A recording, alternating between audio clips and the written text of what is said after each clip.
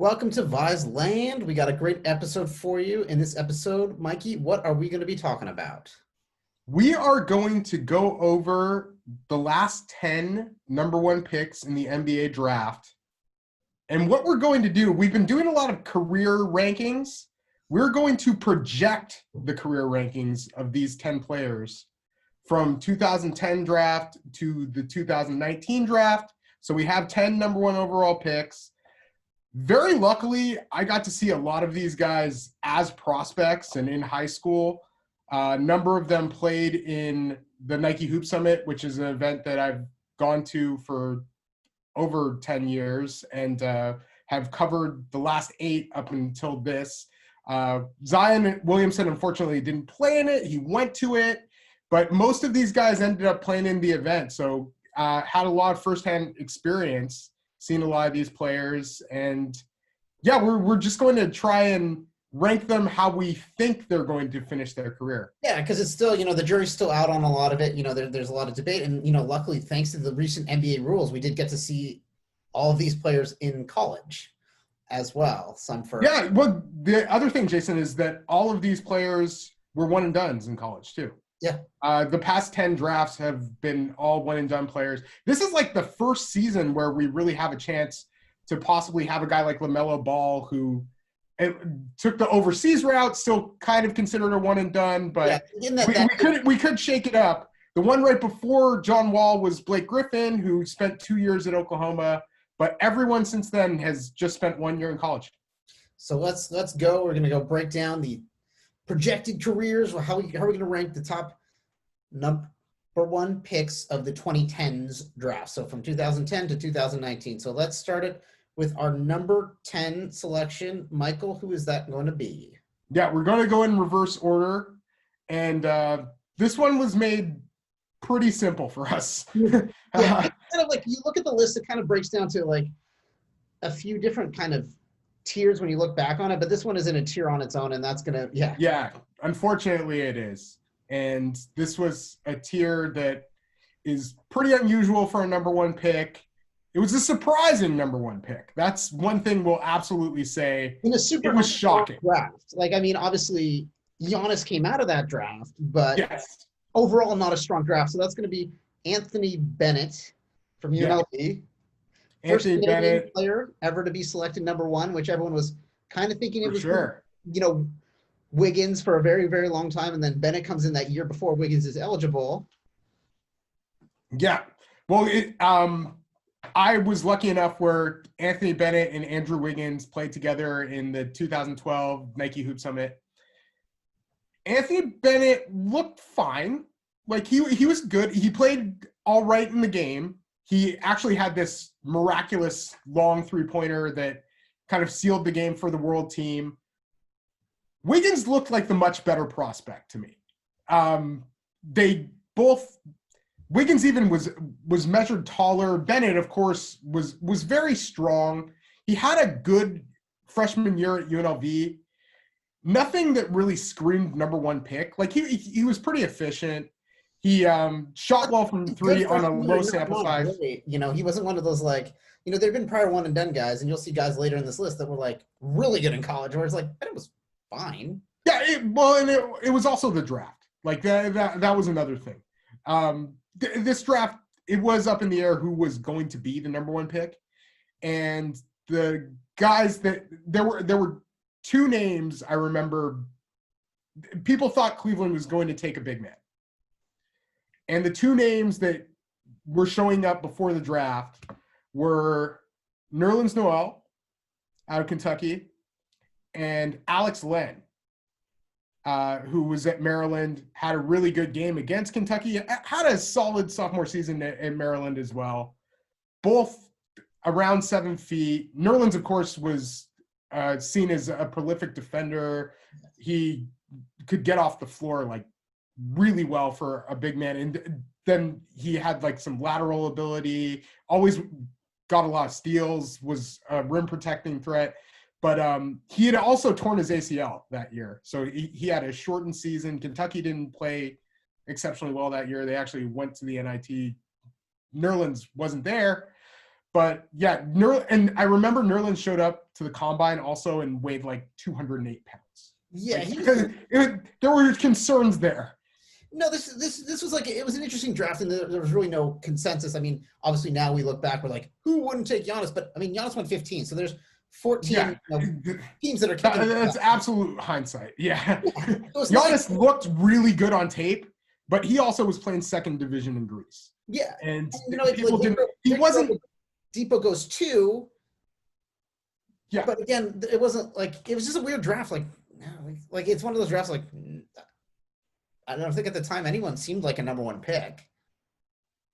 Well, you have to have a number 1 pick. But someone has to. I know someone has to do it. But it's bound to happen. Yeah.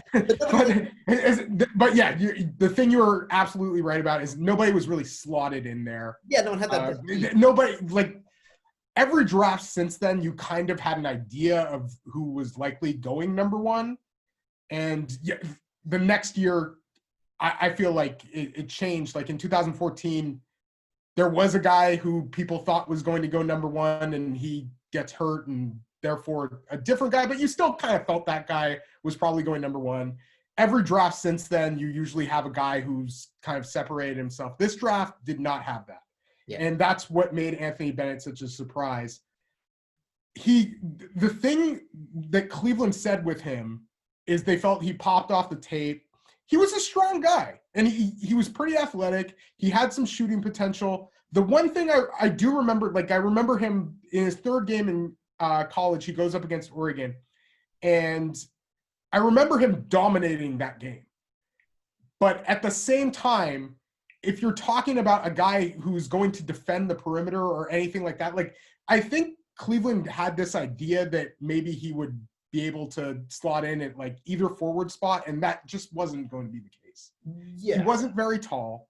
He had long arms. I think he had like a 7'1" wingspan, but he laterally not very great. And then the thing that you hear about with Cleveland is that as soon as it came to something with adversity or anything like that, he had issues there.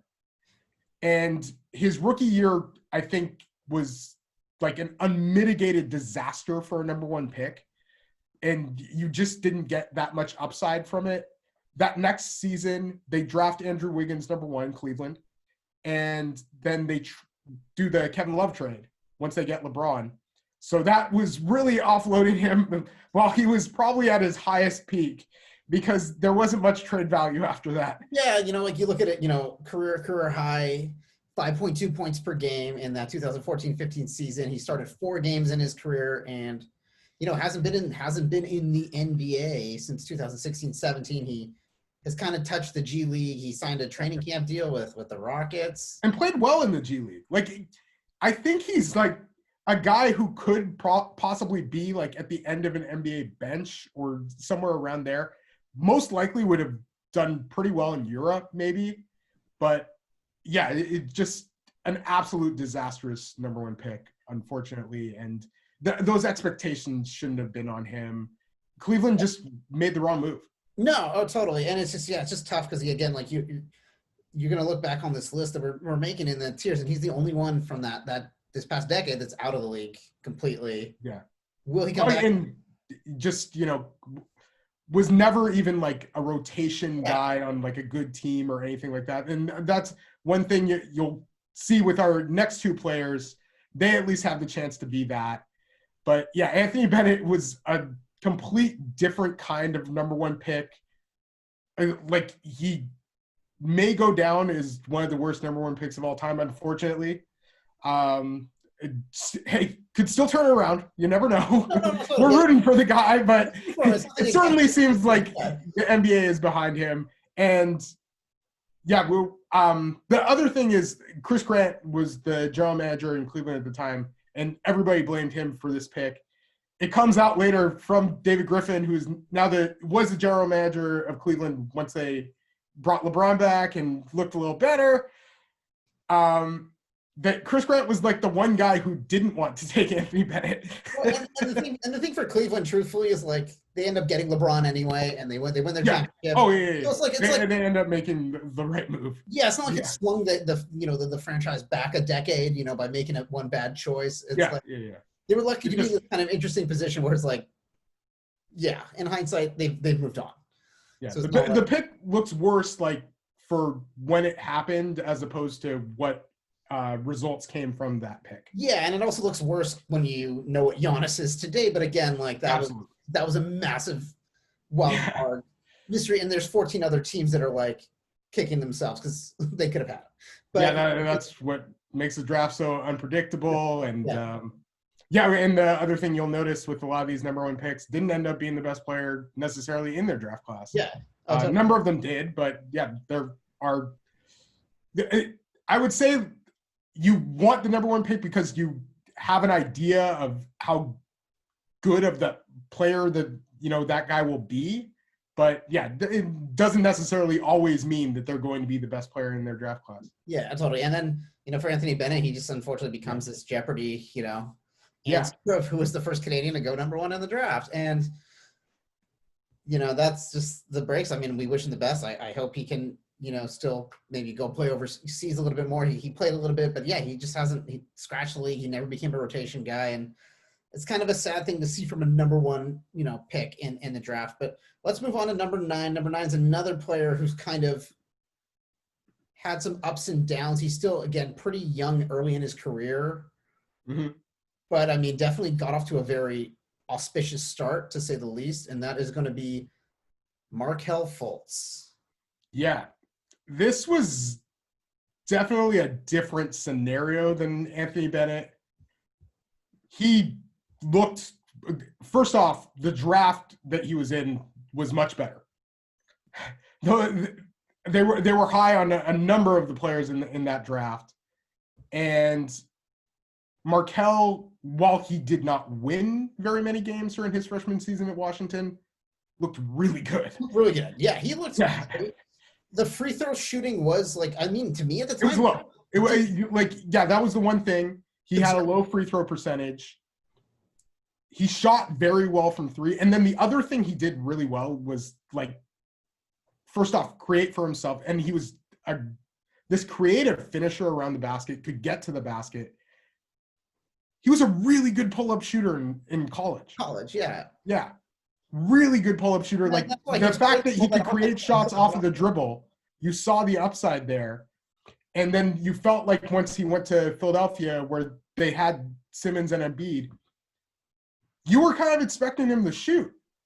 You thought he could be another playmaker, ball handler, and shooter. The major thing there that we didn't anticipate was that he would have all these issues with his jump shooting and just shooting in general, his confidence, the shoulder issues as a rookie. Yeah, it was like shoulder plus mental. It just, he kind of this year so far, I mean, he started 59 games for Orlando. He's getting 12 points a game. He's actually got his free throw percentage up, 16 to 72%. Yeah. Which is, okay. Yeah, he's fine. He's headed in the right direction. Yeah, no, he's definitely headed on the way up, but I don't think he'll, again, I don't think he'll ever take over all-star status. Yeah, well, it certainly doesn't look like he was the player that everybody had anticipated. And the fact that he was heading in the right direction, looking like a rotation guy for a playoff team, and still doing some of the things that, people were always really high on him. He had defensive potential as well, just had instincts as a basketball player. I was lucky enough to see him a few times in high school, and he was when I first moved back to Portland from Toronto, it was the Les Schwab Invitational, and DeMatha Catholic came. Markelle Fultz was there, and he was the star of the show. He played Garfield, and I felt like Garfield had possibly a better team than DeMatha Catholic. Markelle made all the difference in the world, going up against 2 guys who were really highly ranked guards for Garfield, and he just completely obliterated them. It was Jalen Noel and Dejan Davis, and I just remember the first few possessions, him blocking them way above the rim. He was shooting, he was finishing around the basket. They lost to Oak Hill in the finals, but even then he gave a really good effort there, and there was just something about him. And then he goes to the Hoop Summit and plays really well there. Also, I had seen him at Nations that summer and was very high on him as well. At the Hoop Summit, like he was kind of the talk of the Hoop Summit just because of all the potential that he brought with the fact that he could run a pick and roll. He was this tall, long point guard you thought could potentially be a primary initiator. And he still does have some of those skills, but the shooting just hasn't really been one of them. Yeah, and that's like the major difference as far as where he ends up being as a player. Yeah, when I think in today's NBA, I mean, he's a, that guard that you want to be scoring, and he shoots 25% from three. Like, hopefully that gets. Yeah, he still hasn't gotten the shot. Yeah, that's the big thing. Better, but that's like that changes the projection big time. Yeah, that's why it changes his career projection, because it's like even if he gets a little bit better, that's still not going to be like elite. No. And it's like, him being an elite shooter wasn't necessarily always what people thought he was going to be, but they at least thought he would be above average. And he still has a way to go to get there. I'm just saying for him, like when you go further down our the list today, it's like some of these guys are some of the the top players in the the league, or going to be for a while, and it's just for him I just don't. Well, that's why we have him number 9. I still think there's a chance he could move up the list, but I really like the strides that he's made this year. The fact that you could probably play him next to somebody else, that other person just needs to be a really good shooter as a guard. Yeah, and he's 2022, but as far as still very young, absolutely projecting out, we're gonna keep him at this spot for now on the list. Yeah. But you look at other guys in that draft, you got Lonzo. Yeah, Jason Tatum. That's the guy that. So Boston ends up trading that pick. Philadelphia and Boston make that trade, and Boston. The rumor with Boston was that the guy they think will be at 3 was the guy that they wanted at 1, and that was Jason Tatum. Yeah. So they get value out of that trade, and then they get the guy that they want. And early on, he's looking like possibly the best player out of that draft. You have Donovan Mitchell, you have De'Aaron Fox, you have some good players, but yeah, Jason Tatum. The big thing with Boston is they look for mental acuity and strength and all these things, and they must have seen that in Jason Tatum. Yeah. No, it was a it's a pretty decent draft. I mean, it's definitely got a few really good draft. Absolutely. Few strong guys. I mean, like De'Aaron Fox, who hasn't made an All-Star team, but he could. Like that's definitely the realm of possibility. But yeah, Markelle Fultz a little more uphill. Yeah, and even Lonzo Ball, he I think took a very positive step this year. Neither of them have become the star that you kind of anticipated being the number 1 and 2 pick in the draft, but still I think both very solid role players at this point, or at least on that track to become one. Yeah, and then moving on with our list, we got another player who honestly, like looking at the numbers, like good, but he's never, reached that pinnacle of greatness, taking that next level to elite, and that is going to be Andrew Wiggins. Yes. That was the number 1 pick by Cleveland. It was by Cleveland. So LeBron James comes to Cleveland in free agency. He's going back, and he writes this letter with help from Lee Jenkins, I believe. And he mentions Kyrie Irving, Tristan Thompson, Dion Waiters. Doesn't mention the guy that they just chose as the number 1 pick in the NBA draft, in Andrew Wiggins.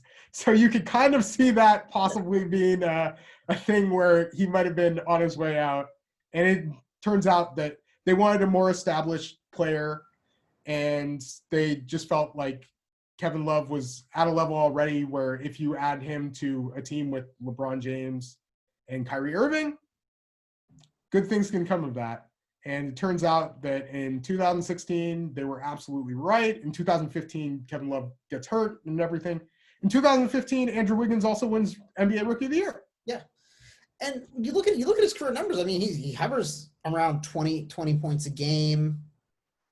So it's not like he's had a poor career. It's just he's never really taken the elite level steps. Like All-Star does not seem likely for him in the future.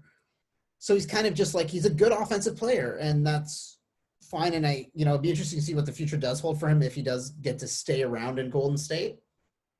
Absolutely. And then the other thing is, if he could possibly get into that Harrison Barnes role, the big thing with him, and some people had concerns about him even entering the draft and felt like he was being maybe projected a bit too highly based on his athletic gifts, which you can just see from a run jump perspective. The guy definitely jumps off the tape. He is just absurdly athletic. And his dad played in the NBA. His mom was an Olympic sprinter. And Andrew he looks like a runner, and he can jump out of the gym. It doesn't necessarily, he doesn't necessarily use that functionally as well as you would hope. And I think a big part of that is the strength. And I got to see Andrew Wiggins in that first Hoop Summit where I attended all the practices in the game. That next year he comes back and is considered the number one player in his high school class. He had reclassified, but really had gone back to his original class. And people just were looking for energy that second year. The other thing I noticed, though, was that he had not gained any weight. And that was a bit of a concern. You were, because it looked like, he had a body and shoulders where he could possibly put on some weight and really use that athleticism. But even if you look in when he's at Kansas, Jabari Parker, who played a different position, technically, they saw them both as small forwards, but Jabari Parker was really kind of a big in college. And he had, I think, 25 more dunks than Andrew Wiggins. Andrew Wiggins could jump, but he wasn't necessarily using that as well as one might think. He had the spin move, but he's not the most creative ball handler either. Not the best passer. That was the other thing. They wanted Wiggins to be a more complete player. Yeah, they'll just have be able to defensively, hold his own. That's a big part. Has been a problem. And, I remember watching him, because there has been a lot of hype around him, prior, even him being in high school as this, kind of future guy of Canada basketball. And then I remember at Kansas is watching a lot of those games and thinking not much about him as much as this teammate of his, who's the Joel Embiid guy. And because Joel Embiid was jumping off the tape. Yeah, this Joel Embiid guy, he seemed to get better every time he touched the ball. He was improving. Absolutely. So it's just that guy had so much potential. Whereas Wiggins Andrew played more. Yeah. But Embiid, if you go by the analytics and the per minute statistics, out of this world, a much better defender, and then was so new to the game. And they just, they had Wiggins in practice, and then they would just say then Embiid would do something that would make you go oh my God, look at this guy. So they had these two huge draft prospects. And by the end of the season, I think it was safe to say that most people felt that Joel Embiid could be a prospect that you would take number one in the draft. Yeah. And even though Joel got off obviously to a slow start in his career with his injuries, obviously no signs of that now. Yeah. But it's the thing, sorry to interrupt, it's the thing where you have this guy who could potentially lead a team to Joel Embiid in his first two full healthy-ish seasons has led the team to the second round both years. Yeah. Been very impressive there. And Andrew Wiggins it's been tough to see his translation as far as creating a winning team and being part of a winning team, even being a second or third guy on a winning team. We'll see how he does as a fourth guy in Golden State. Well, I think that's where the rest of his career kind of projects is he's this, his chance of being the guy is gone. And it's, he's going to just have to fill a, specific role, as a second, third. And then obviously in the case of a, Golden State team that might, get a first pick in the draft this year, fourth, fifth kind of guy, maybe an off the bench energy. Yeah, that could be where he's tracking. With the money he's making right now, he was lucky because in his third season, he looked pretty promising. Well, that's his career. He signs the huge contract. Yeah, 23.5 points a game, Yeah. Yeah, and improved efficiency. That was a big thing. Like that season, he actually, shot at least. He was, I think, 35.6% from three. So he at least shot like average. And since then, and before that, he wasn't really around there. His free throw percentage has fluctuated, but his jump shooting and everything like that has been really low when you look at as far as efficiency. This year, the one thing that he really improved on was as a passer. So he at least had that kind of going for him, and he was getting better there. That was another issue people had with Andrew Wiggins, is his kind of tunnel vision. But if he can shoot, like he's consistency has always been the big thing with him. Yeah. And it hasn't been there as far as his shooting, as far as bringing it every night. He'll have these flash games, flash plays where you see what people were kind of looking at when they saw him as this big time prospect because of his combination of size and athleticism and lateral quickness. But basketball awareness has been one of the big holdbacks with him. Yeah, I think maybe to that, it's like it's killer instinct. That kind of like. Yeah, I think that was always a concern with him as well. Yeah. If he was just kind of, to go with the flow. Yeah, and then he's also, he's had his outs with Canada basketball, so he hasn't really played on the national team there for a while either, kind of as a side thing. It's just he's had an interesting career that I think we're going to look at as it's good. It's a very solid career. I mean, he has that Rookie of the Year award, but it's never going to be like great. No. And yeah, he right now role player, and then I think there's a drop off between 8 and 7 as we'll see. Yeah, I think like this is like another kind of tier, like Markelle too. Like, I mean, he has a chance to become a role player as well. Wiggins, he's kind of on. I feel like Markelle's like pretty much there. Yeah, and then Wiggins is going to probably slip in. It looks like his minutes are dipping kind of every year.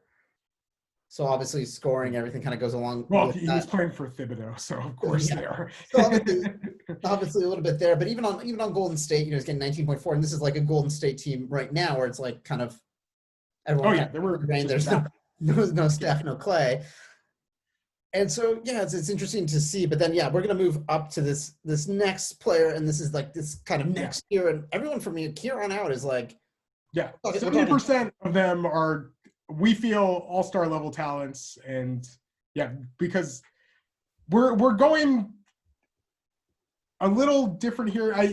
Some people may have this guy ahead of the guy we have 6, but I'm going for upside. I still feel like the guy we have 6 has upside. The guy we have 7 is John Wall, who's been a 5-time All-Star, has had a good NBA career. Oh, great career! He may not be exactly what people expected, but he's still been very good. I mean, you look at the careers. Today it's like 19 points a game career, scoring 9.2 assists per game. I mean, that's really, really good. Yeah. He's led. He's kind of built this backcourt. He and Bradley Beal. Kind of defined what this current Washington team is. 5-time All-Star. He made an All-NBA third team 2017. He's made an All-Defensive team.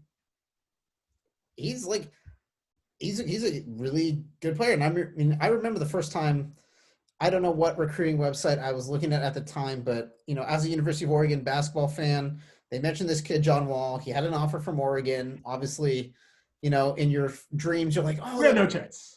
No chance. But it was just fun to watch his mixtape because I just saw this kid and I was like, bounce. Like he just had that extra gear. So fast with that.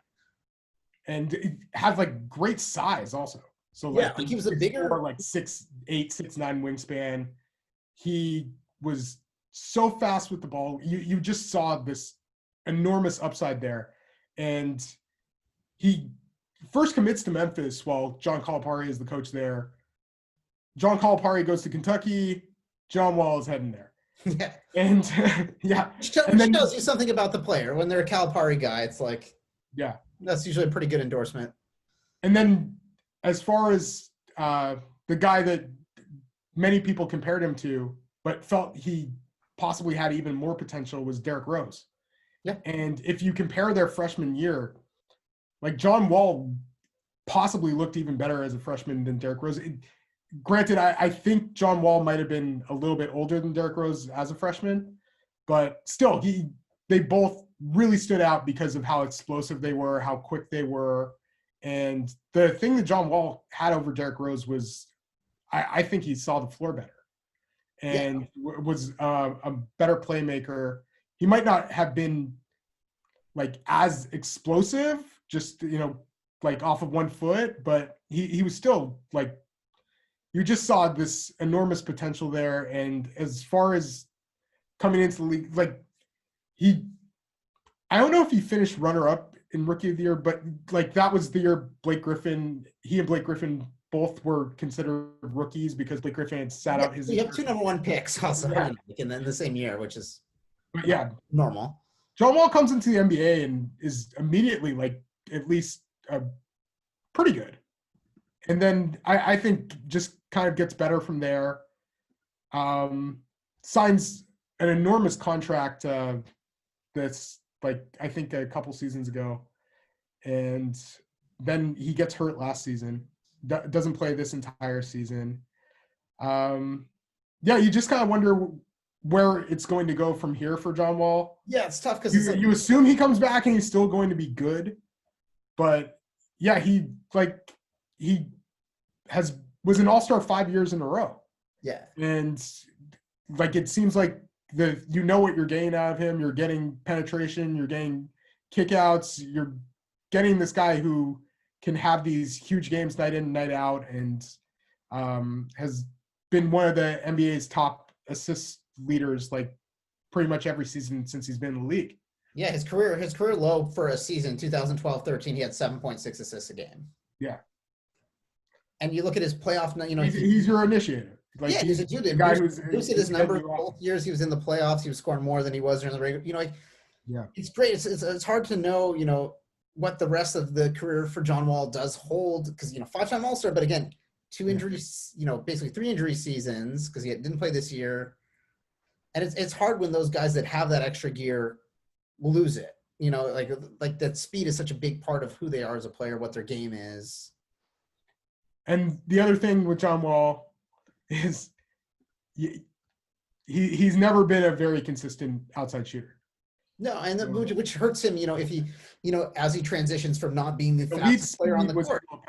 Yeah. Yeah. When you're not definitely the shooting really hurts. Game. Yeah, that's a thing you notice with all of our first 4 players that we've mentioned. Yeah. Shooting is an issue.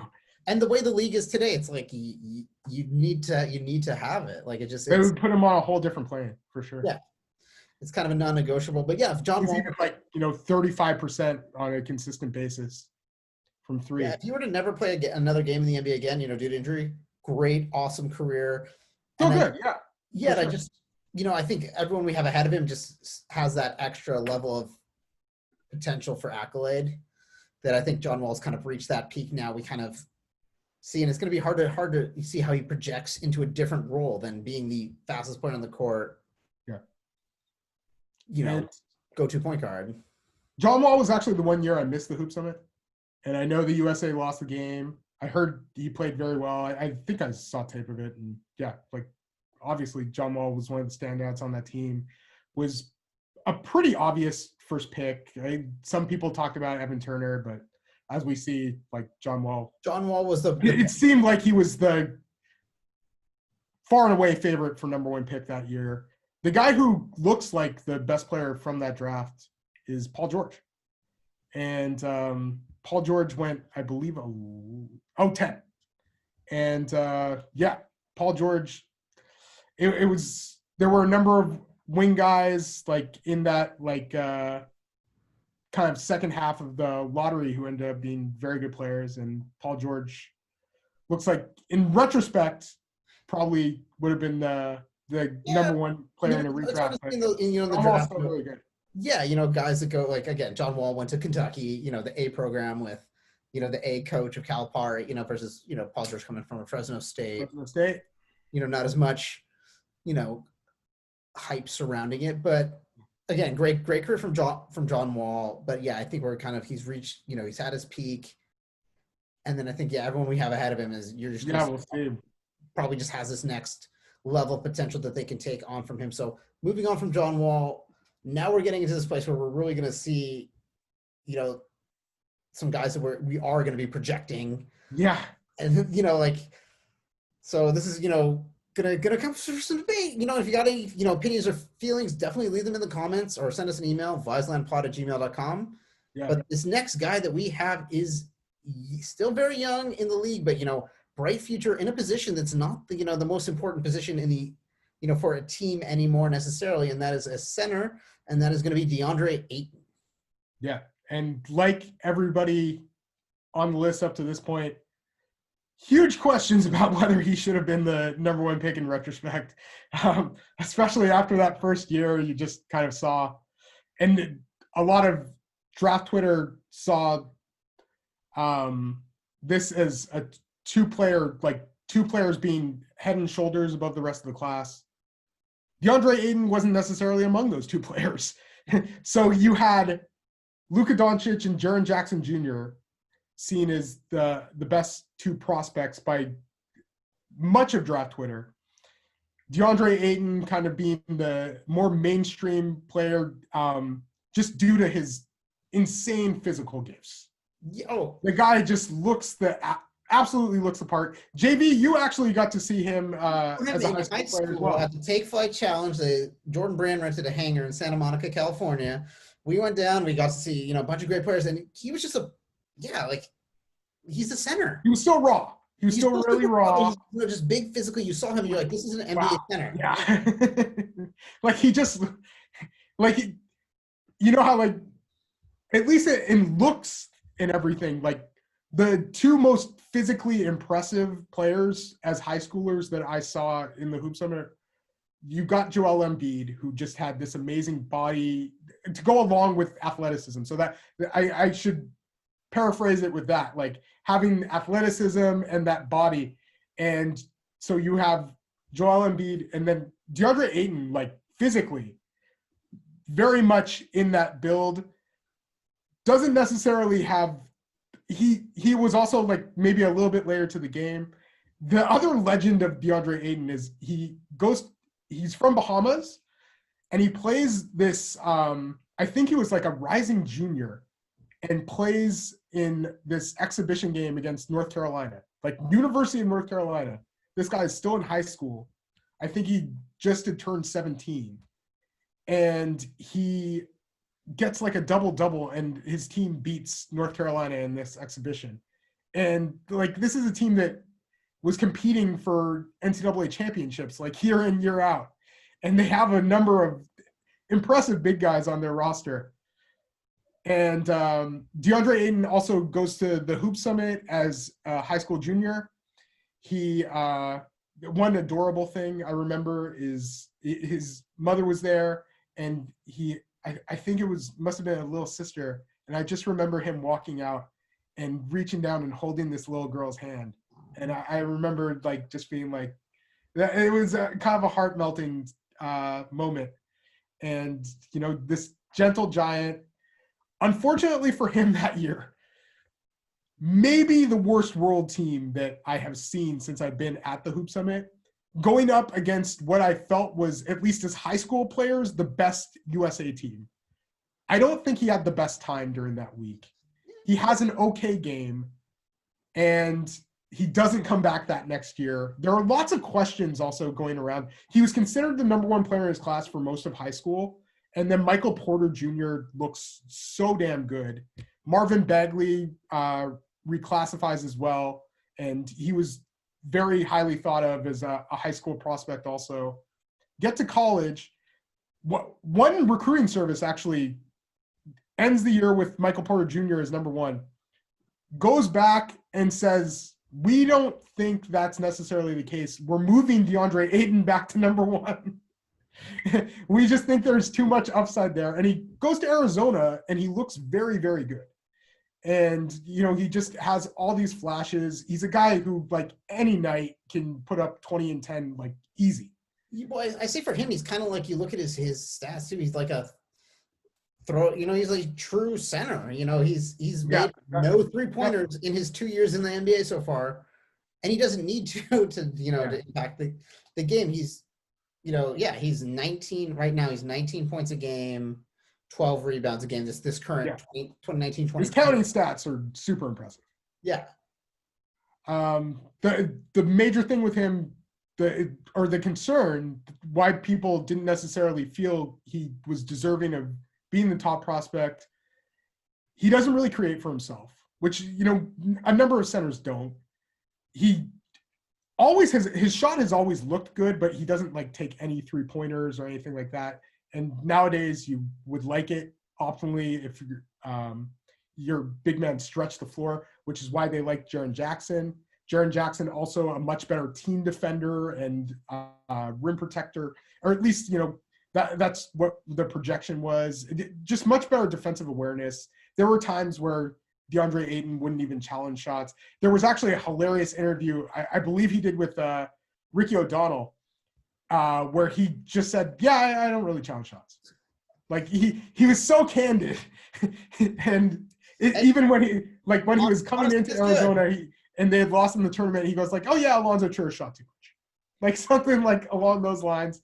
He's a hilarious interview, and but again, I think projecting him, I think he's a center in the he's going to be a starting center in the NBA for a long time. That means he's going to be getting his points, he's going to be getting his rebounds. Like, I know they don't have the center in the All-Star game as a position anymore. It's kind of like this front court, back court, but I definitely think he starts getting into All-Star games.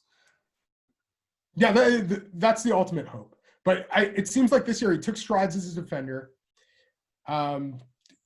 You just are hoping maybe he can possibly stretch out to the 3-point line. That would be great. He still hasn't been a very consistent shooter.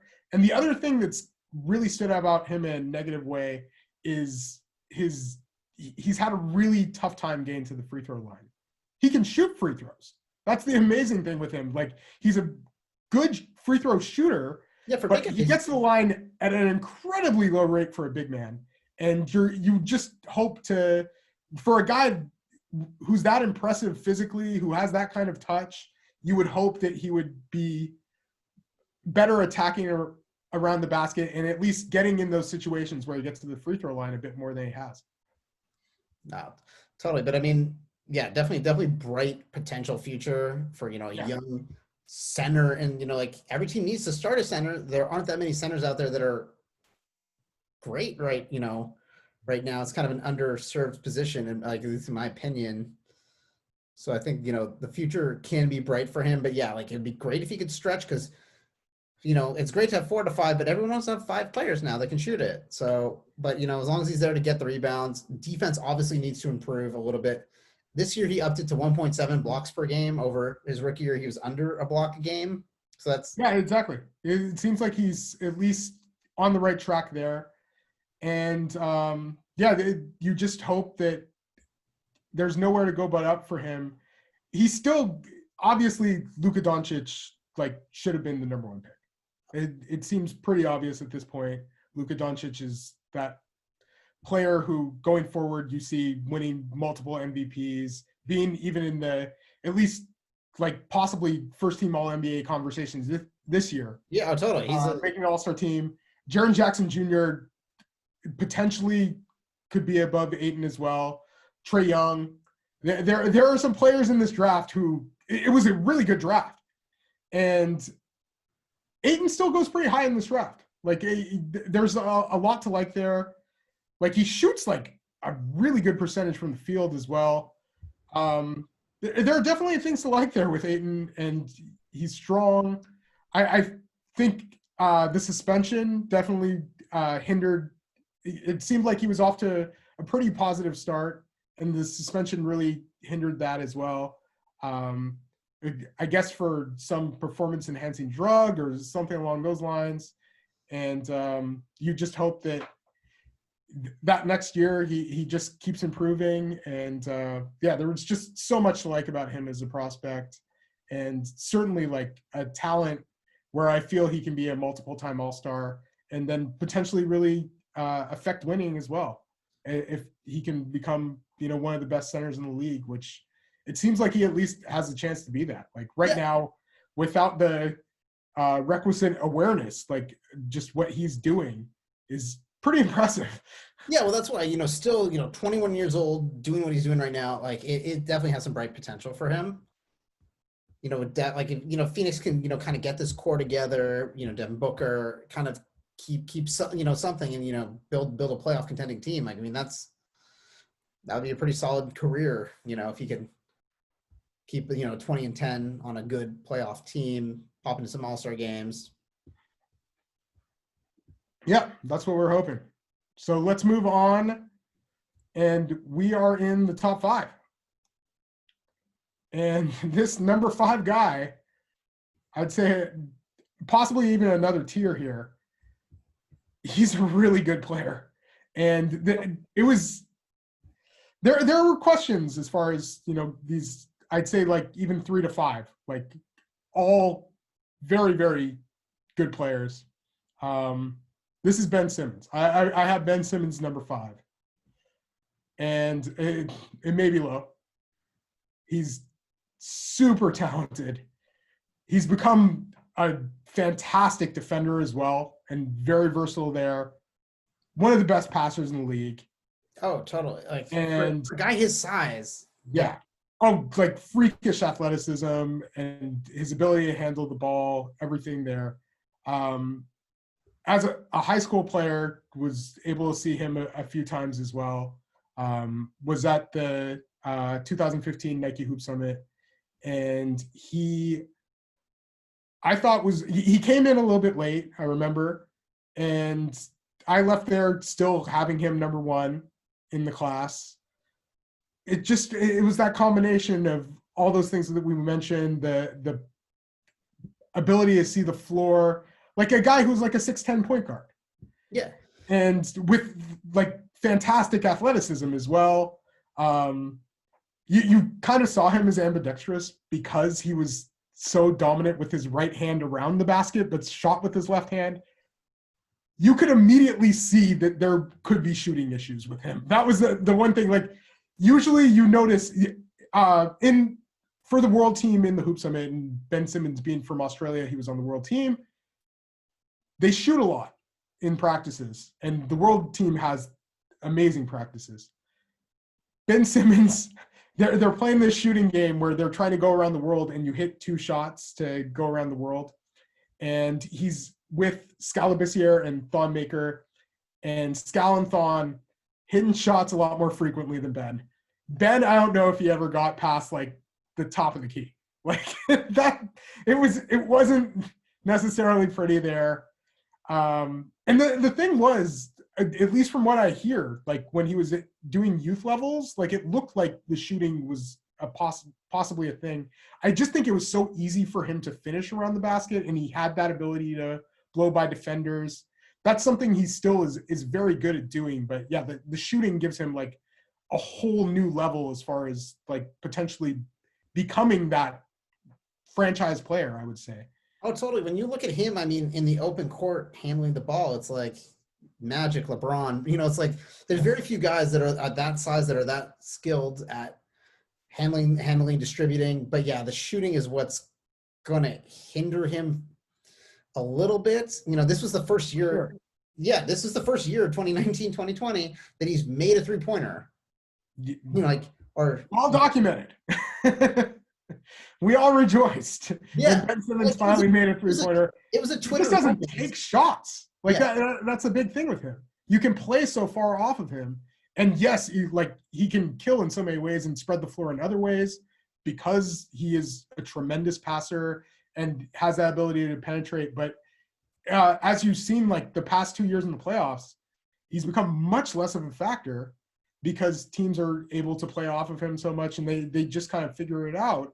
And I think that's kind of killed his individual offense and made him a less effective player once the 76ers have got to the second round, or even in general. Like, yeah, when you're a guy who has the type of regular season that Ben Simmons has and then goes down that notch in the playoffs, like that, a legitimate concern. Well, because that's the thing with the playoffs. I mean, the game slows down, possessions are tighter, and like when you can't hit shots or be a reliable scorer, and especially him kind of hanging outside, it does hurt. But I think projecting, he's at this point in his career right now where he's made back-to-back All-Star teams. It doesn't look like he's not going to. Like Philadelphia is going to be a competitive team.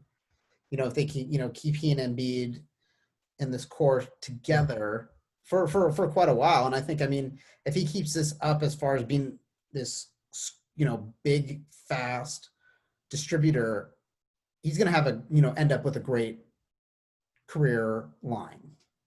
And I still feel like there's more to build in Philadelphia. I just don't understand why people now, this is his technically fourth year in the league, but his third year. Or no, technically, fifth year in the league, right? Or no? No, it's technically fourth year in the league. Fourth year in the league, third playing year, because he third playing year. Yeah, exactly. He wins Rookie of the Year, contested, but it was Ben Simmons. He has a trophy hanging in his house. You can't take exactly. It. I just feel like people were so quick, and maybe Philadelphia pulled the trigger a bit too soon. People forget how ridiculously close last year they were to beating the Raptors.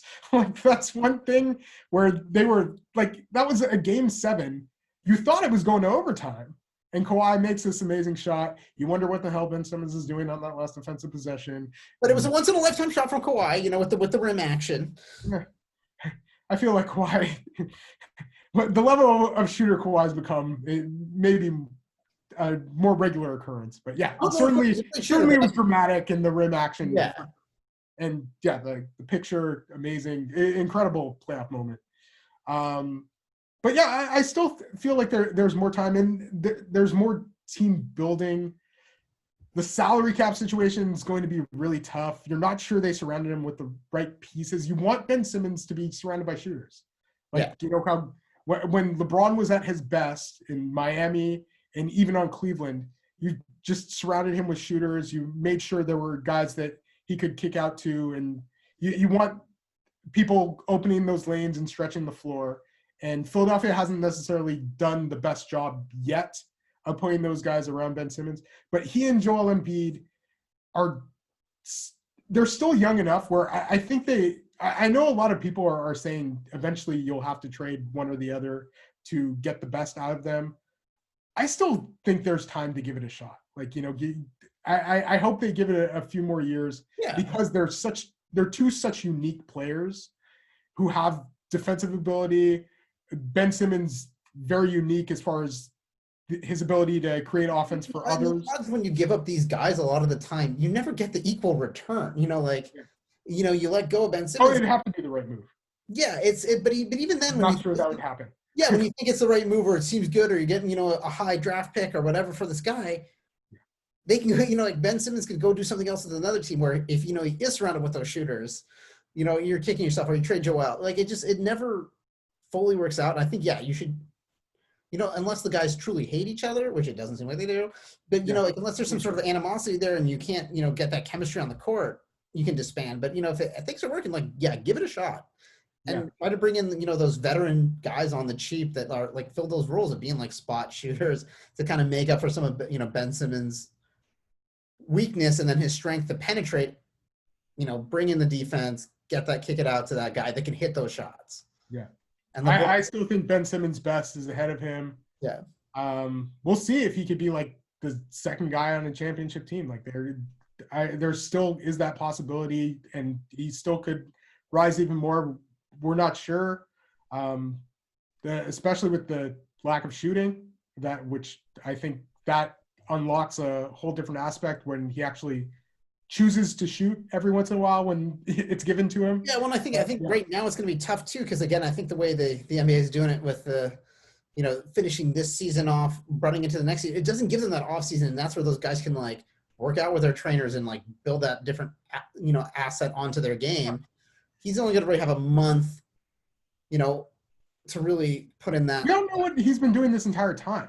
Totally. I'd love to see it come back, but it's odds are a little less. Yeah. Do I expect Ben Simmons to come back and shoot? No. But I there's certainly a possibility he was working on it and working this entire time. I'm just interested to see how many guys come back and have been working and kind of expecting it to happen. I'm guessing most players didn't just, sit down and chill like this entire time. Well, Like, that's why it's interesting. You we're get already expecting the season to be you back. can kind of get a little bit of a redo on your season because it gives you an off season in the middle of the season. Exactly. Yeah, where we can add that extra thing, like go review your tapes and see like what can I do. But yeah, if it's going to be tough, on these 2 seasons if that hasn't really been put into play because he's not going to have another off season really to pick that up. But yeah, I think like he still projects as he's going to be a great player because again he has that already really good player, super rare ability of just being a big guy that can just run the court. Like you can't stop a train that's coming down the court like that. Like it's very difficult. So big projection from him. But moving on to next on the list, now we're getting to the nitty gritty. This is the final of the highest ranked of Cleveland, who dominated the decade at the top of the draft there with 3 first-round picks in this decade. Yeah. We're talking about Uncle Drew himself, Kyrie Irving. Yes, indeed. And it's Ben Simmons and Kyrie, a discussion, but right now Kyrie is just so damn good. he's already had like a career that I feel, well, he hasn't been necessarily the most durable player. He had some excellent years, and the 3 NBA finals that he's been to, and then in 2016 he had some moments that were just absolutely jaw-dropping. His game 5 I thought was a masterpiece.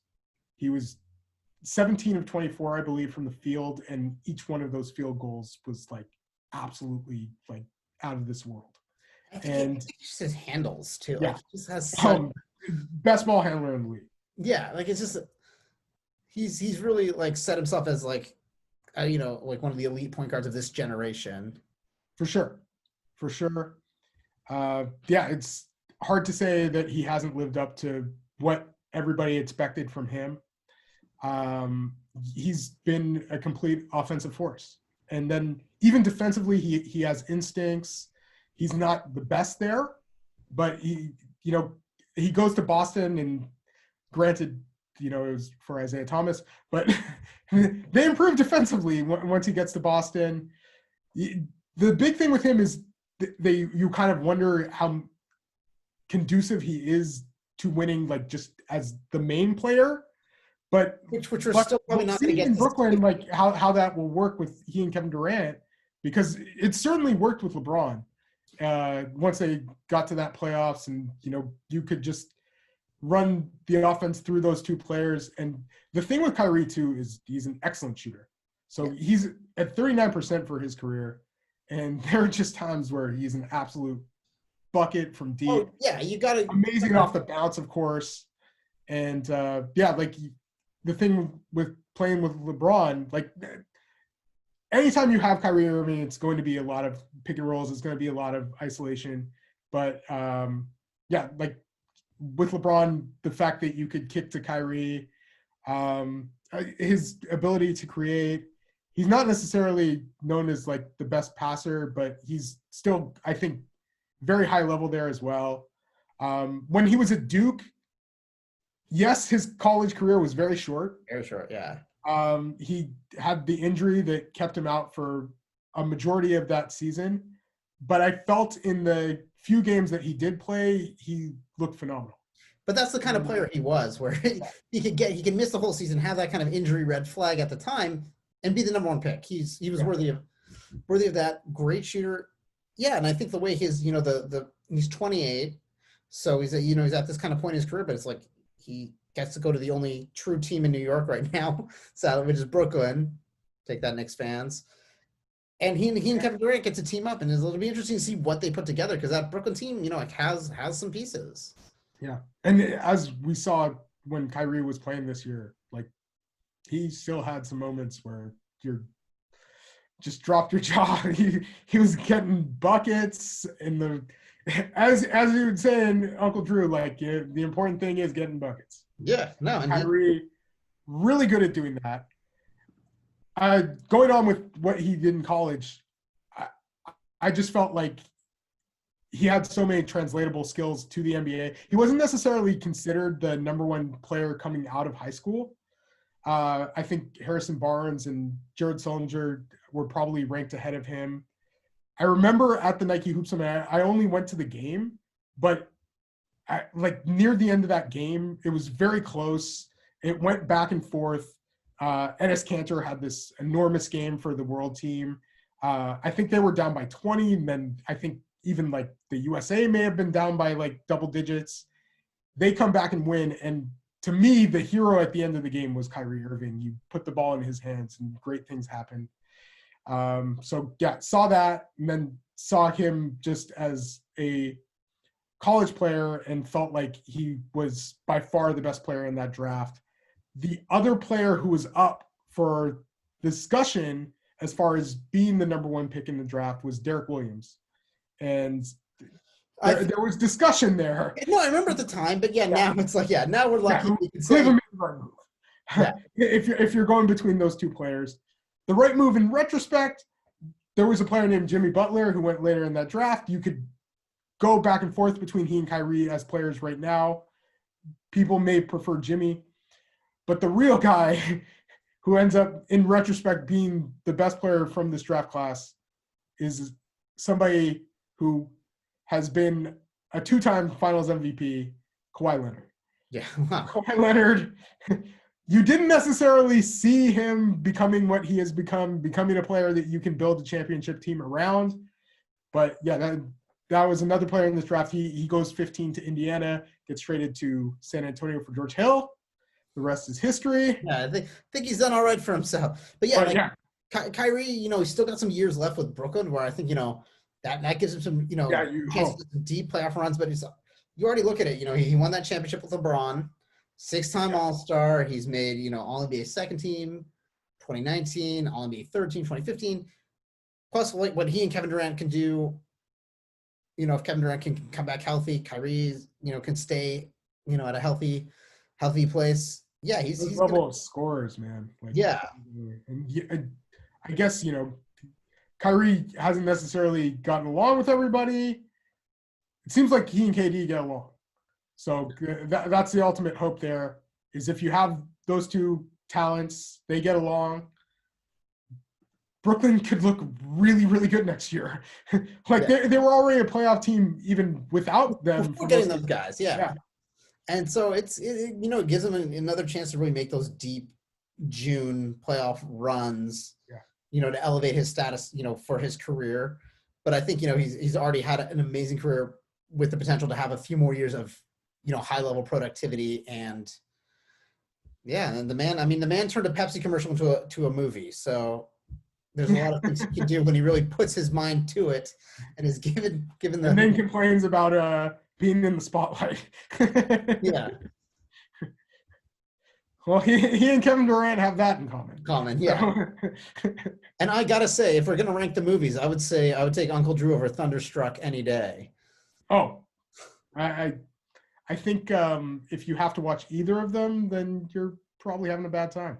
But I wouldn't say it was at my best when I watched Uncle Drew, but it was a thing. It was done in my home. It's fun for the kids, but we're also in our 30s. So yeah, we're also in our 30s, and my son wasn't born at that time yet. So, Are you going to be showing Drew, Uncle Drew? I did name my son. That is my son's name, but it was not named after Uncle Drew. Luckily, I'm pretty sure it was. It might have been. Pretty sure it was. It might have been. My goal is to really have enough kids to fill up the. By the way, Kyrie Irving shirt, just for people who are watching on YouTube. I mean, honestly, his sneaker line he's the only one, I think, on our whole list that really has a good sneaker line. So, shout out to him there. But now we are moving into our top three. Yes. We got So this was another tough one between 3 and 4, especially since this player is somebody that I'm projecting to hopefully do a lot more winning in the future. Has not had a lot of experience with that so far. It's been tough in Minnesota. Kevin Garnett went through a lot of the same things, but Karl-Anthony Towns, I think, has been a very, very good NBA player, was a very good college player, had the luxury of not having to play huge minutes in college on a tremendous team that unfortunately lost before the finals in the NCAA tournament. But yeah, Karl-Anthony Towns is our number 3 player. Played for Kentucky. He had played for John Calipari for the Dominican Republic. Yeah, because you know, Calipari knows how to recruit when he sees a guy from a country like Dominican Republic, and then it's like, hey, I'm going to coach their national team, so I get this 16-year-old kid. Yeah, it was coach him up before he comes and plays for me. Yeah, he was playing the long game, and it worked out. It worked out very well for him, and it's worked out very well for Karl-Anthony Towns because he's a phenomenal player. For sure. And then, I like the way that Cal used him. Karl-Anthony Towns was always a player who was a pretty high volume shooter, and Cal kind of made him get into the post. He didn't take a lot of shots at Kentucky. I really like that aspect about him and kind of getting him out of his comfort zone. And I think that might have actually helped as far as his future.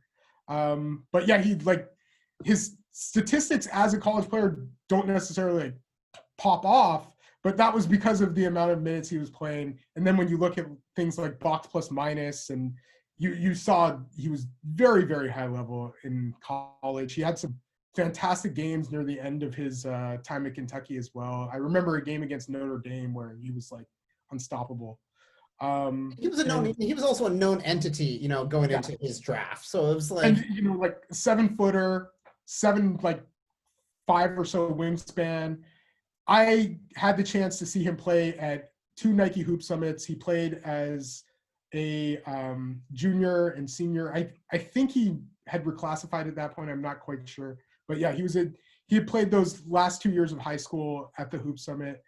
I got to interview him as a senior, and I still tell people this. He was a tremendous interview, and was just so humble, gracious, eye contact, just a great guy. And that's what I had heard from everybody else. It was funny because I had heard from some people before I saw him in that first Hoop Summit in 2013 that he, and this is something that I think is kind of standard for a lot of players. He complained about calls, he had an attitude. I show up at the Hoop Summit. This guy's the youngest guy on the team. He's a leader. His attitude was fantastic. He's teaching Joel Embiid, who's a couple years older than him, some things. And that stood out to scouts immediately as well. He wasn't necessarily considered he was like a top 10 guy. He wasn't considered the number 1 guy. And even going into his into Kentucky, he wasn't necessarily considered the number 1 player in that class. Jahlil Okafor had a better Hoop Summit game, and a lot of people still had Jahlil number 1 going into that season. And then as the season progressed, you saw the shooting potential with Towns, and just defensively a whole different level than Jahlil too. Yeah, right now you look at, and now he's, he and Wiggins kind of had some tension, and maybe, even a little, was it he and Jimmy Butler, or was it Wiggins and Jimmy Butler? I would say it was more Wiggins and Towns against Jimmy Butler. Yeah. I'm guessing, so the one cool thing is there's a video from that 2013 Hoop Summit. The world team was amazing, and you had Karl-Anthony Towns, Joel Embiid, Andrew Wiggins, Dante Exum, Dennis Schroeder, Sergei Karasev, and I guess Livio John-Charles. And so amazing team. Kat and Andrew Wiggins room together and get along really well. So back-to-back number 1 picks in 2014, 2015. And there's a video of them shooting from, I think it was somewhere around 30 feet out. And I may be a little hyperbolic, but not by much. They're shooting 30 feet out, and they are making back to back to back. It goes on for a number of rounds. And I'm actually in the background of that video. So it's really cool, seeing me there. And I point to my friend, Chris Habas. Shout out Chris Habas. I think it was NBA Draft Room, but he was a great guy. And we're talking there. And then I'm just look over there. These guys are just nailing these long bombs. And when it comes to hoops, ends up winning. when it comes to Hoop Summit footage, I always encourage my friends to always look out for my brother. He actually he made it to Business Insider as well. They were showing Emmanuel Mudiay, and you're like standing like right behind him. I like highlighted. Was that next year? Yeah. So Hoop Summit's got some great things for everyone. But yeah, for looking at Karl-Anthony Towns and like projecting him a little bit forward too, it's like this year it's like 26.5 points a game, 10 plus rebounds. He shoots the three pretty well. It's his team now, like no questions asked. Like he's the guy. So I think if you go by rookie year, like after his rookie year, people were super high on him.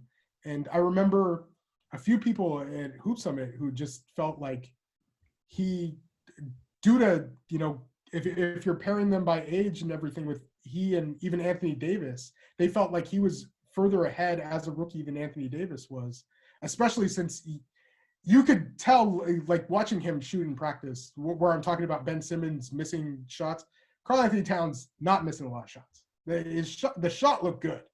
And, always had the high free throw percentage. He had touch. And he has these enormous hands, enormous feet. But, yeah, he had a number of ways to score. And I just think there's more to go there. I think that there are going to be many years where he's a top center in the NBA. And then you wonder what he's going to do as far as his second contract. Yeah. And what does that bring to him? But, I mean. Maybe somewhere else.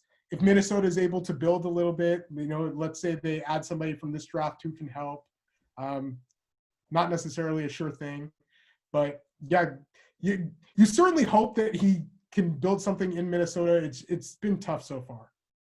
No, that's kind of been their unfortunate reputation as a team of like they did it with Kevin Garnett. They have this great player and then they don't really have anything to do with that. Like they can't put them over that hump. So we'll see. But I mean, I think Karl-Anthony Towns, like he's great and he keeps projecting on this trajectory, which it looks like he is, 25-ish points a game, 10 plus rebounds a game.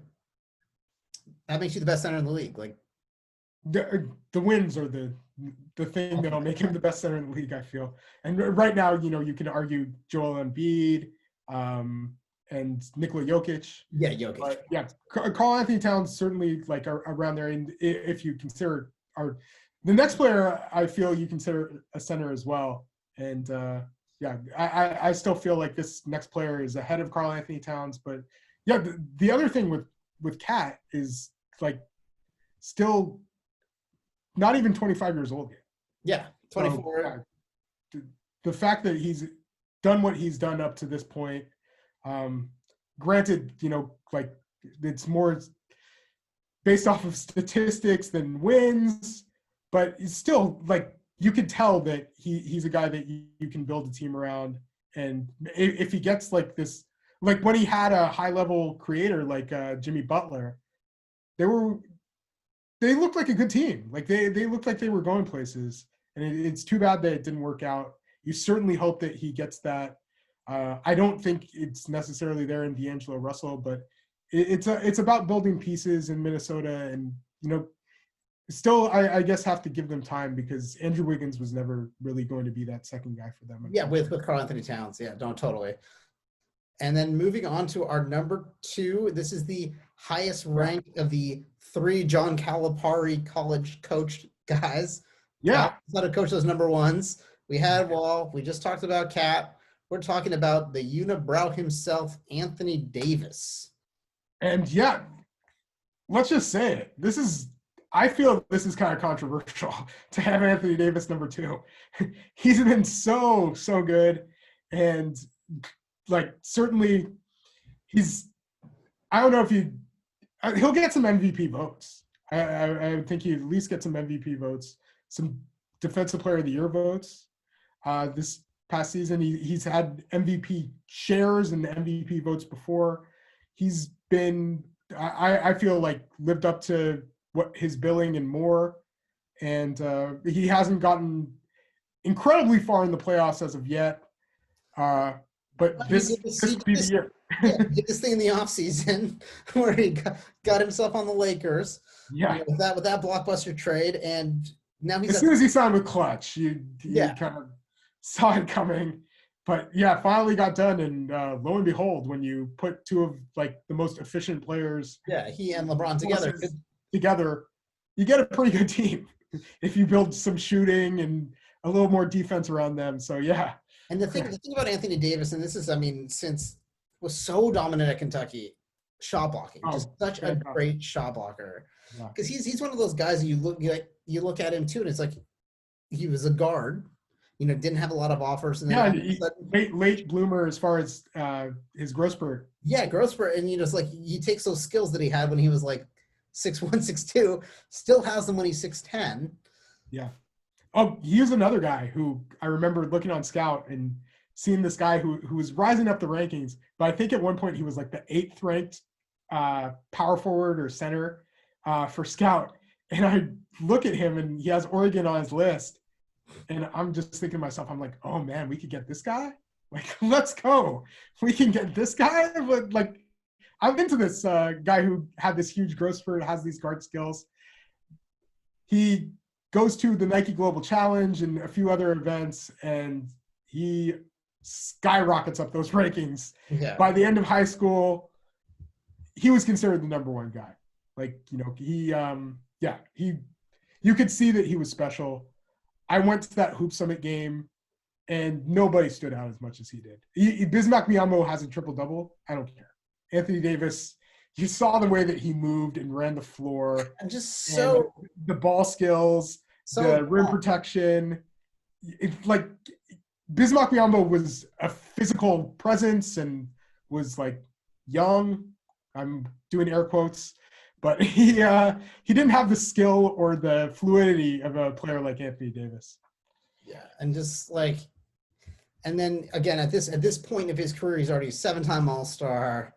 He's made 3, All-NBA first teams, all defensive first teams, led the league in blocks 3 times, and now he's paired with LeBron, so he gets this chance, like LeBron's still got a few more years in him as this elite. And with Anthony Davis, in his prime time, it's like he can add a couple championships maybe. Yeah, that's certainly the hope. And yeah, we'll see what happens this year, but really good to see him like be this good on a championship contending team. And the other thing is he hasn't necessarily had the most playoff experience, but when he's played in the playoffs, looked really damn good. Well, so we got to see. The Lakers are going to rely heavily on LeBron and Anthony Davis. And, we did get to see him. You just got to see him again. The Blazers had a home court advantage, and then the Pelicans swept them. And I think go on. Yeah, Anthony Davis and Drew Holiday were big parts of that one. Yeah. And, for sure. And even I hate saying this, but Rajon Rondo played all right. Yeah. Definitely not on the level of the aforementioned 2 players. But, the guy who I think might be right after Anthony Davis in the 2012 draft, if you were to do a redraft, is Damian Lillard. And I still feel like there's enough separation between he and Anthony Davis. Like Dame is a guy who's an MVP candidate as well. But Anthony Davis, with his defense, I think that's the separation between he and Karl-Anthony Towns. I went back and looked at his rookie season just to see like his synergy numbers and everything like that. And he struggled as a shooter. He's still not the best shooter. And it took him a while to even become comfortable to take a few 3-point attempts per game. But he stretched that out. He's gotten at least better from mid-range, and he at least takes 3-pointers. I think he's right around 33 or so percent. Yeah, 33.5%. Yeah, he's been doing the last 2 years. And so you at least have that option with him. Shoots a good percentage from the free throw line, so you can't really do anything with him there. And just always that lob threat. Like that was the thing with him. His arms went on forever. The amazing game where he blocked John Henson at the end of the game, and like that guy is so tall and long, and then you just have Davis coming in with that arm up. That's why in college he was just such a you don't see guys like that. Like he had a really bad offensive game in the NCAA finals. Like, I think he was like 1 for 10 from the field. Yeah, And still won the player of the tournament. Yeah, because he was so good. Impacted the game on so many levels. Oh yeah, he averaged I think 4.7 blocks per game at Kentucky. That team was so well constructed. They had basically like 6 guys who were NBA level guys. Oh, totally. But and then you like high, like, a bunch were first round draft picks. But you pull Anthony Davis. Gilchrist. But you pull Anthony Davis from that team. Oh yeah. They're not going. He was the one who made it. Yeah. Made them, like, you could have like some of those other guys. They had 2 losses that year. Yeah. The one against Indiana with the amazing Christian Watford shot, and then I think they had one in SEC play somewhere. I want to say Mississippi State. I could be off, but yeah, they were an amazing college team. But yeah, Anthony Davis made it go. He was absolutely dominant, and he comes to the NBA, looks really good as a rookie, just gets better from there, and he is. I think. Still possibly has another level to go. And as I was talking with you, Jason, I feel like LeBron has like another couple good years left in him where he might be the best player on that team. But I think eventually it's going to shift to 8. Well, it kind of has to. Yeah. And the big is if he signs with them, which you feel he will. But I think that's the thing that usually makes the Lakers great is that they have these transitional player, like they had Shaq and Kobe. So Shaq leaves, you still have Kobe. Like they've done a lot of those kind of, buildings of the franchise. So it's like you got LeBron, and then you're gonna shift that to AD and bring in someone else. Like just keep passing on good. Yeah, they seem to get better pretty quickly. Yeah, they're like the kind of like they're the one franchise that's make these exponential jumps because they're such an attractive destination. Yeah, it's like such freaky, like getting LeBron. But yeah, let's move on. Obviously, this is the topic was, the 10 best number 1 picks of the 2010s. We're projecting for the career. So obviously there are no honorable mentions because there's 10 players, there's 10 things. We're moving on to number 1. And this is a controversial, people might think AD, this guy, obviously we're basing this on projecting, obviously small sample size. Very. But based on what you're seeing, you gotta love it. It's Zion Williamson. Yeah, I just feel he's special. Like, flat out. Anthony Davis was special too. Like, very special prospect. Zion, since I've been evaluating the draft, and, obviously I'm no professional. I've done this absolutely as an amateur, but I've watched a lot of basketball.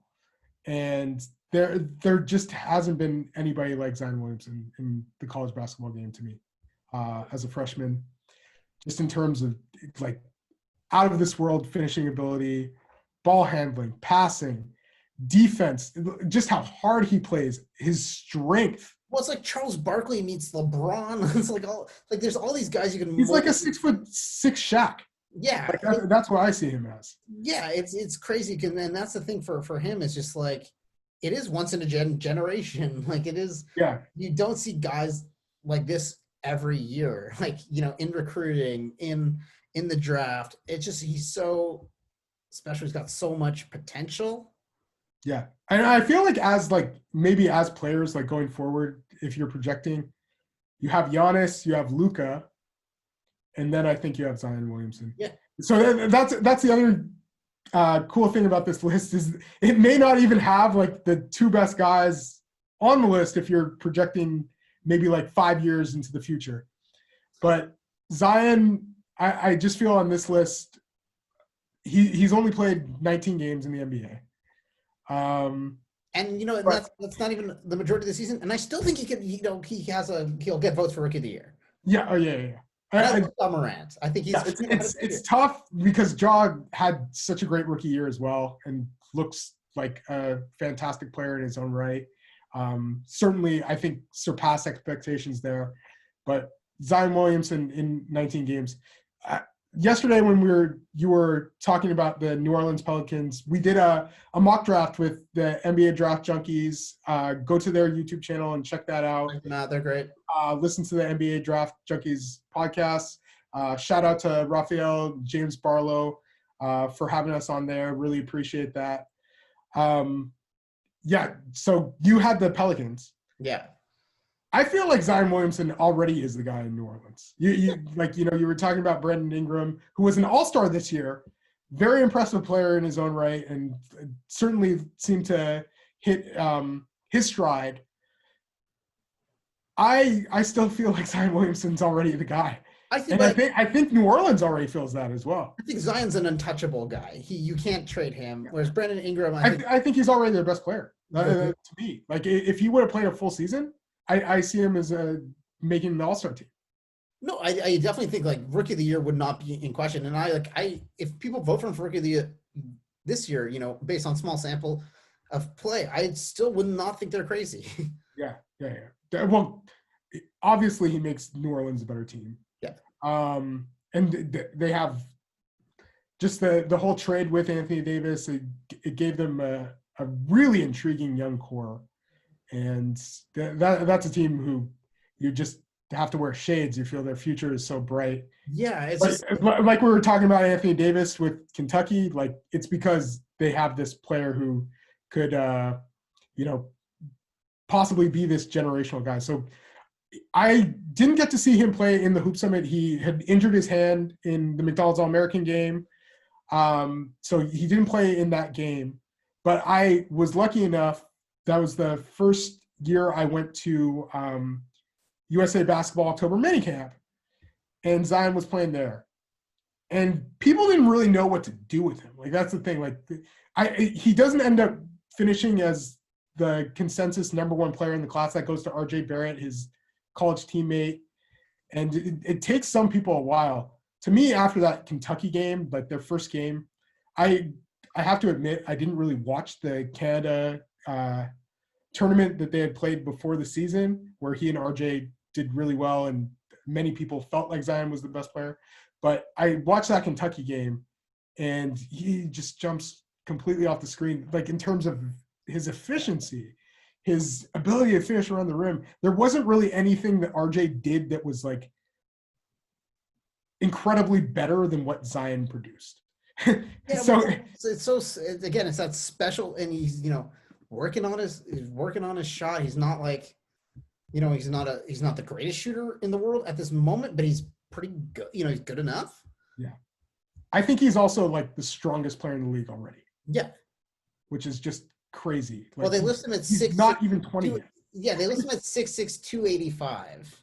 Yeah, that is like a for a lot of college football teams, that's like a tackle. Yeah. Like, well, the dream would be to see him possibly play football as well. Yeah, tight end on the football.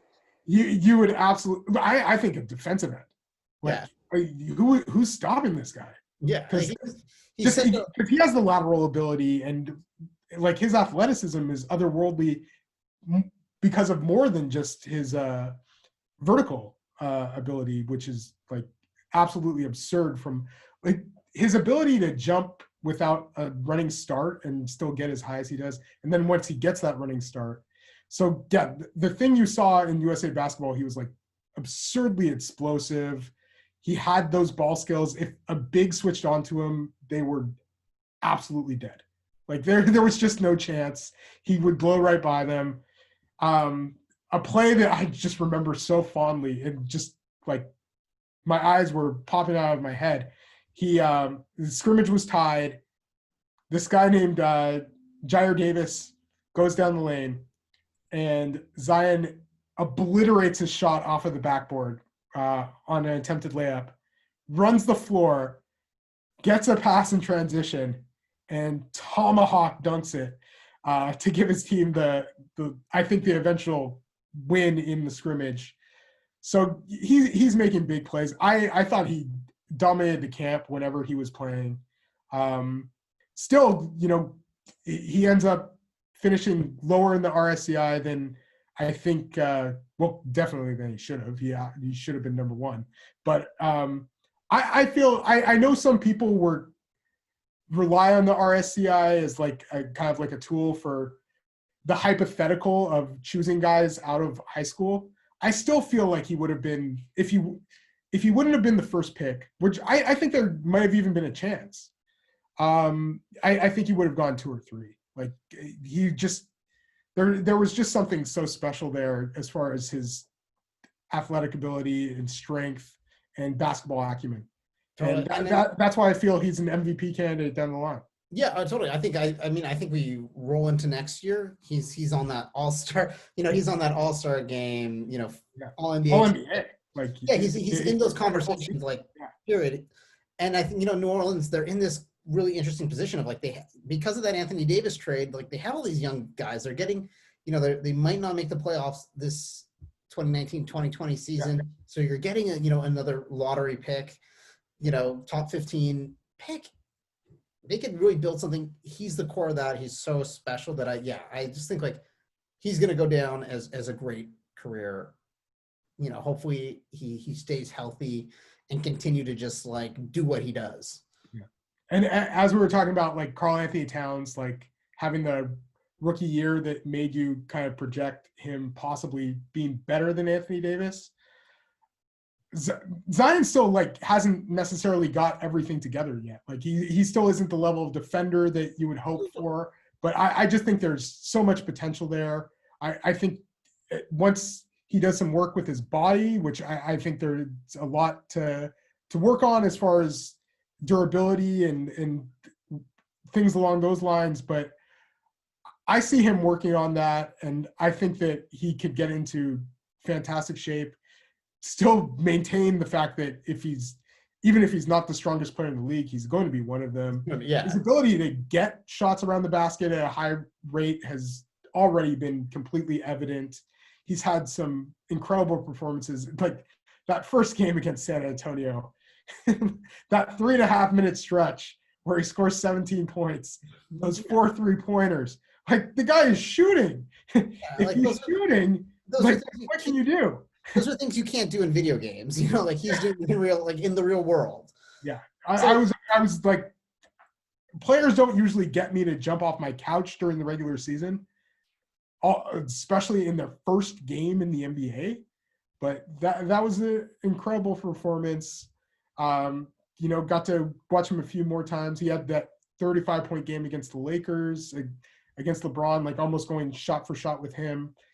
His ability to get shots around the paint, his hands, I still think he's a tremendous passer. So there's even more things to work with as far as that goes, and like the ability to run an offense through him. I think there's a chance you could play him at the 5 and at the 4 due to his ridiculous. Yeah, I think depending on the team you surround him with, he has that potential for so many different scenarios and so many places you can plug him in and so many things that he can do.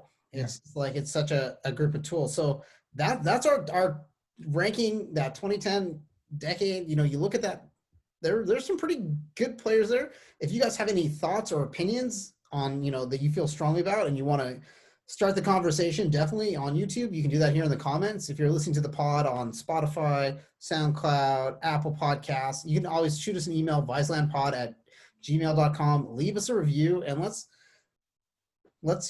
keep these conversations going. If there's anything you'd like us to kind of discuss, talk about, any things that are on your mind basketball wise, let us know. That's what we're here for. Yeah. And 6 out of 10 of these guys are like looking like Zion, I think, is a guy who will be an absolute all-star. Ayton, there's still maybe a bit to go there, but I certainly think he projects to be one. You see, with these 10 number 1 picks, a lot of great players end up coming out of it. I mean, hey, 60. Not necessarily always the best player in the draft, but a lot of really good players. So if your team gets the number 1 pick this year, whoever is picking, you're probably getting a good player. The chances are you're getting at least a role guy. Yeah. At the very least, and then usually an all-star. Doesn't always happen, but it was a really interesting exercise to go through this past decade and see these last 10 number 1 picks. Thank you so much for stopping by for Viseland this week. You can email us at viselandpod@gmail.com. Follow me at NBA Draft Mikey V. Follow Jason at J Visenberg. Follow Viseland at Viseland on Twitter. And keep rating, reviewing, subscribing. We would love to have more of a conversation. Like I used to write on the NBADraft.net message board, and I loved talking basketball with a variety of people. I still do. Yeah. And just thank you so much for coming to Viseland, and thank you so much for the support. Yeah, definitely. And we'll see you guys on our next Wednesday. Have a good one.